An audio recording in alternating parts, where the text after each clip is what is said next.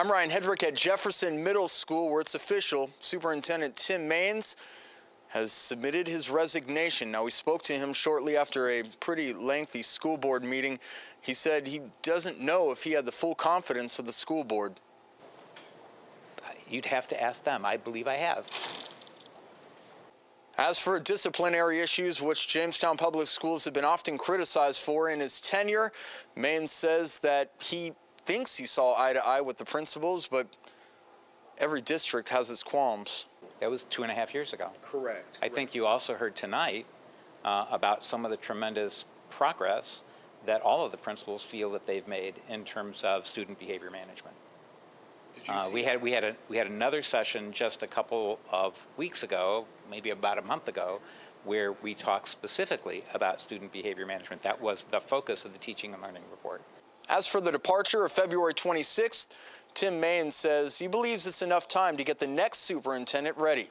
Sylvia has worked in a wide variety of districts, so she's very knowledgeable about the work of a superintendent, and she understands and appreciates that it's a support role. It's not the role that actually makes things happen. In the course of the next 3 weeks, we'll all be briefing her and providing her all the background. I made it a condition to Pine Bush that I would not leave Jamestown until or unless I felt we had a plan for a successful transition so that the momentum of the work that we have going right now can continue and not be interrupted. As for what's next, my colleague Matt Hummel spoke to School Board President Paul Abbott and the interim superintendent. Yes, Ryan. Board President Paul Abbott said he had no reason to believe that there was a lack of confidence for departing Superintendent Tim Maines from the present board. Mr. Maines has put in place a system of people and leadership through his administration and through all of our buildings that will continue the work that we all agree is important.